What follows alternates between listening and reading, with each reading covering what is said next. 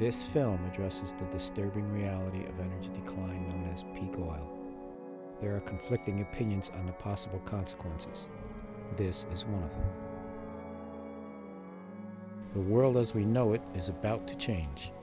The rate of this change will depend on the availability of oil and gas needed to sustain our lives. Oil is used to heat and cool our homes and manufacture almost everything we touch and eat.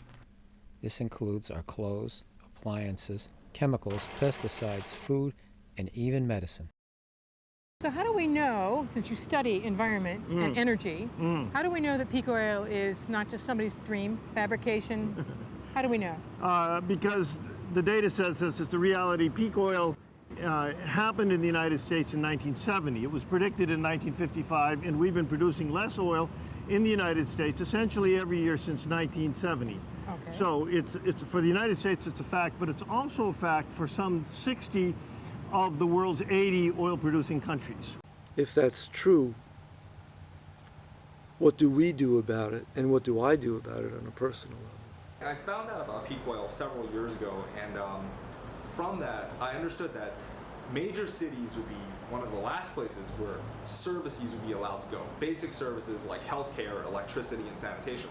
Total services in terms of energy and resources is lower, much lower per capita than other parts of the country. So that's one part of what I did to relocate myself to an area where services are more available, more enduring, and probably cheaper per capita to maintain. The other move that I really did was start a permaculture company. It's called Grown Up Permaculture.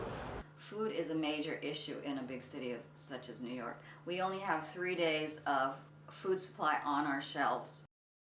We saw the importance of local food production. So as a result, we all got together and founded an organization called Tri-State Food Not Lawns. I just got inspired and saw this as a positive way to move forward. About a half year after we learned about peak oil, my partner Robin and I started the TV show that we've begun called Peak Moment Conversations. It partly empowers the folks who are doing good things. It hopefully inspires people who are watching to think, I can do this. I don't have to wait for the government to move, because they're not moving very much.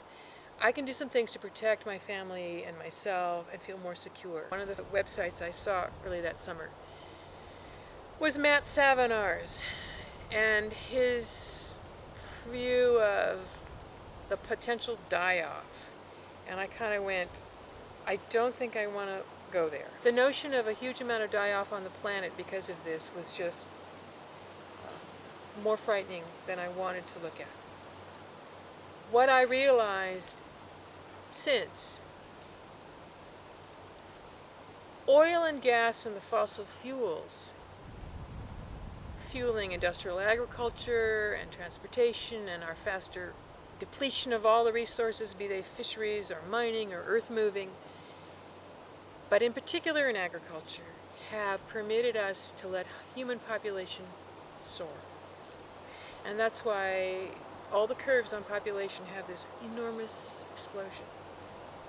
Oil and fossil fuels have enabled that. One thing that's happened over the course of the last 200 years as a result of having cheap energy is that we have been able to increase the human food supply dramatically, over 600%. And with so much food available, the human population has grown. So I think that peak oil has been what's fed that population growth, which is, I think, one of the biggest challenges we're going to face. It's not a pretty picture. We need to create our own safety net because as we're seeing with what's happening with the debt crisis, with the housing crisis, we can't trust the government to look out for people anymore. We have to take care of ourselves. I don't think we're going to solve peak oil. I mean, I think the planet has a certain amount, and at some point it'll just be too expensive to try and extract stuff that's way deeper or harder to refine. Don't think of this as an energy problem. Liquid fuels. It's liquid fuels. It's a liquid fuel problem. We can't take photovoltaics and run the cars that are out on the streets now. Maybe in the future, photovoltaics will work into an electric power system that runs electric vehicles. But for the near term, we have something like $50 to $100 trillion, that's big money, of investment in vehicles and airplanes, ships, all kinds of equipment that can only operate on liquid fuels. So not only is the energy return on investment declining for oil, gas, coal, all of these things, the energy return on investment for the alternatives is, in most cases, maybe all cases, much lower. Yes, we do need to invest in alternative energy supplies, alternative energy research, and research in hydrogen, research in wind and geothermal and tidal and all of these things. But the major focus of our effort has got to be demand reduction, because that's the only thing that we can do fast enough to maintain organized society in the face of declining energy availability. There's got to be a change in consciousness about what we do, how we do it, everything. It's not just oil, it's everything. It's how we use our water, how we use our wind, every resource we've got. And we shouldn't be looking at them as resources. They're part of us. You know, if you, the Indians believe that they are of the earth. You know, and in the Bible, I guess that says we are too, dust to dust.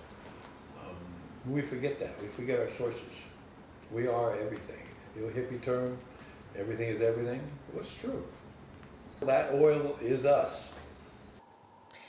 If you look underneath peak oil, if you look underneath climate change, if you look underneath all the other resource depletion, what we come down to is what the primary mover on this planet is, and that's our economic system.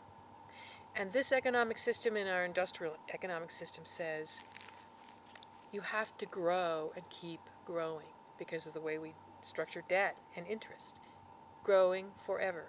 The only thing that grows forever is cancer. And the cancer of our industrial economy is indeed eating up everything. I think that when we face peak oil and when we face climate change, we can't do it without also having to substantially change that myth of constant economic growth. So everywhere we turn, that whole system of what we do with our resources has got to get changed. It's now September 22nd, and there's been a Wall Street meltdown in progress for about 2 weeks in a really high gear, and the stock market tanked again by 200 points. Certainly all the deregulation and all games that have been played in the financial markets have come from the deregulation in the last year. Well, they didn't just come from deregulation. They came from a complete surrender of normal American standards, norms, and ethics, and common decency, of fair play, of meaning what you say, of not lying. We've had a fantastic fiesta of dishonesty. Giving money to the bankers that got us into this economic mess to begin with is, it's pretty ridiculous. We all see it as a collapsing credit contraction, bubbles bursting, discontent throughout the world's populations, food and energy shortages, and all of a sudden everybody holds up their hands and says, what's happening? And they try to address the problem with the same sort of remedy that caused the problem, which is more money creation. The one good thing about a credit crisis in a paper society, you can create money out of thin air, and you can paper over the crisis. But what I fear is the greatest crisis facing us is the peak oil crisis that's going to be approaching in the next decade. And unlike the Federal Reserve can create paper money out of thin air. They can't create barrels of oil, new power plants, or energy. I don't believe that economic growth with our previous levels of rates, so for example, economic growth of 5 or 6% per year indefinitely, I don't believe that's possible. I think economic growth at much lower rates, for example, a fraction of a percent or 1%, growth that reflects actual increases in efficiency, actual increases in a balanced usage of the world's resources, that kind of growth is possible. It seems clear that the growth economy can no longer go forever. There are many contradictions with the financial system, with our dependence on dwindling resources, and too many people drawing upon these resources. Yeah. So we're strung out on petroleum.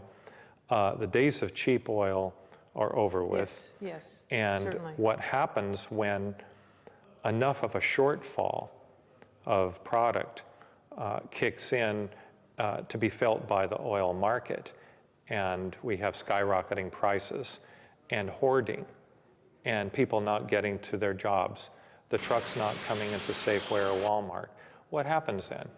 Is that an irrelevant question because we don't want to go there, we don't want to picture it? Once you have understood at least enough of the energy situation and how that relates to other complexities like finance, like the economy, like culture, it would start to end this really problematic culture of faster, faster, faster, burn, burn, burn. An encouraging advent is that of communities getting peak oil resolutions passed by their local government organizations. And there have been several of those lately, starting with San Francisco, and there was recently one in Portland just a few weeks later. And this is coming up more and more often now. And getting a peak oil resolution passed, which basically says the city council, the municipality recognizes that this peak oil phenomenon is not just a theory, it's an observation and something happening in practice. And by the way, it might be happening now, and it has some fairly dire consequences. There's going to be a lot of pain associated with the problems we're dealing with, but don't forget the word opportunities. There are going to be opportunities to contribute, and there are going to be people and organizations that win and prosper. It's not finished. We're not finished. What I try to do is to face these issues directly, but I've never lost my optimism. We are not going to roll over and die. We are not going to get tread into the ground. We are not going to be like the Roman Empire. We are going to reorganize ourselves, and we're going to come out of this on top. So I think there are a lot of silver linings that are going to be here in this contraction. I think that we will find out how much we do care for each other, that we will find ourselves perhaps having the opportunity to deepen inside with the arts, with song and story and poetry and writing that may remind us that there are other things to value than more stuff. That things like compassion and respect and tolerance and joy and the liveliness of just watching the stars or tasting a fig have real riches that we've overlooked, that we've missed in our headlong rush for more material progress. I think there are a lot of silver linings. I think we'll come back to ourselves and back to our hearts. Maybe a bumpy road. It may be a bumpy road, but I think that's part of how we'll build some of that strength and some of that connection that